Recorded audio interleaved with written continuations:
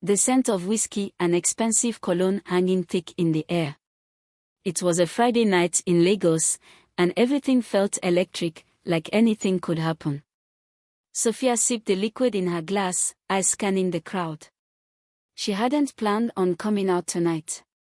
But after a stressful week at work, her best friend Amoka had insisted. "Loosen up," Amoka had said, nudging her toward the bar. "You work too much." Sophia had laughed, shaking her head, but here she was. Wearing a slinky red dress she normally wouldn't dare to, sipping on expensive whiskey she rarely indulged in. Then she saw him. Tall. Dark. Confident. He leaned against the bar, a whiskey glass in hand, his sharp jawline accentuated by the soft lighting. His tailored black shirt clung to his broad shoulders, sleeves rolled up just enough to reveal strong, veined forearms. He looked like trouble, the kind Sophia knew she should avoid. But something in his gaze held her captive. He was watching her. Studying her. She lifted her chin, arching a brow. "Are you going to keep staring? Or are you going to buy me a drink?" A slow smirk played on his lips as he pushed away from the bar. "That depends," he said, his voice deep and smooth like aged cognac. "Are you going to tell me your name first?" She took a slow sip of her whiskey, savoring the burn before answering. "Sophia." "Ken." He extended a hand, his palm warm against hers.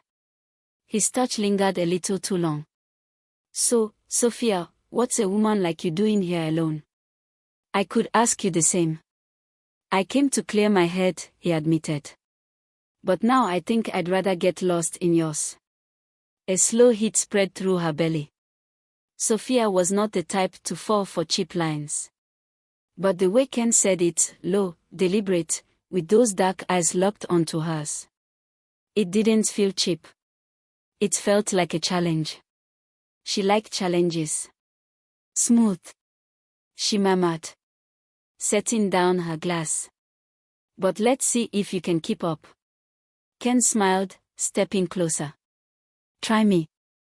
The ride to his penthouse was of stolen glances and unspoken promises. Sophia didn't overthink it, she refused to. She wasn't the type to have one-night stands. But tonight, she wanted to be. As soon as they stepped into his apartment, the door barely clicked shut before Ken was on her. His lips crashing against hers with a hunger that stole her breath. She gasped against his mouth, fingers tangling in his hair as he pressed her back against the wall. His hands roamed down her sides, gripping her hips, pulling her closer until there was no space left between them. "You taste dangerous," he murmured against her lips, voice thick with desire.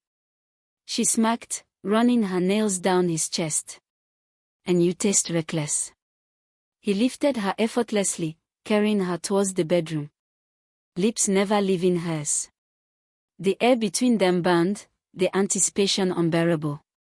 By the time he laid her down on the bed, her dress was halfway off, his shirt discarded on the floor. He hovered over her, drinking her in like she was the only thing that had ever mattered. "Last chance," he murmured, brushing a stray curl from her face. "Tell me to stop."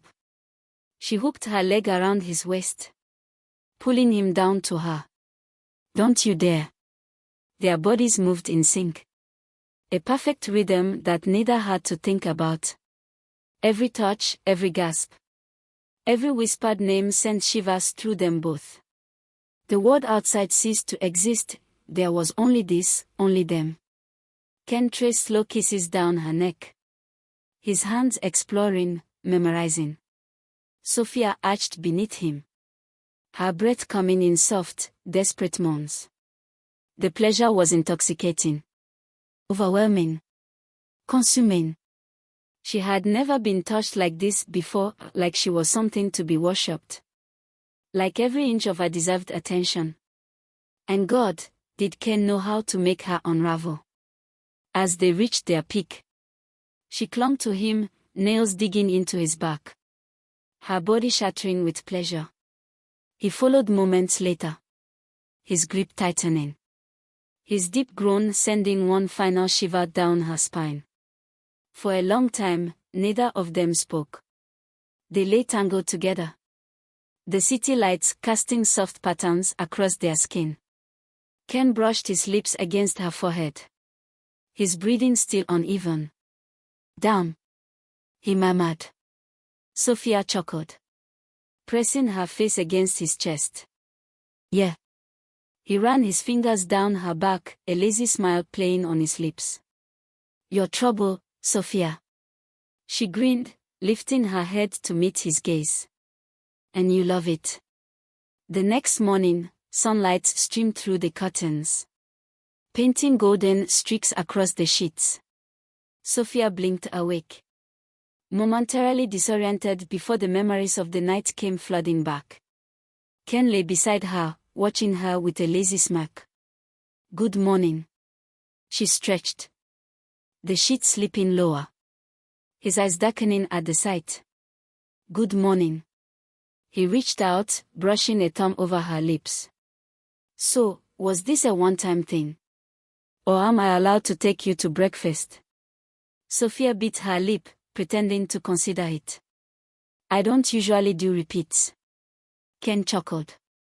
"Then let's call it something else." She raised a brow. "Like what?" He leaned in, lips hovering over hers. "A new beginning."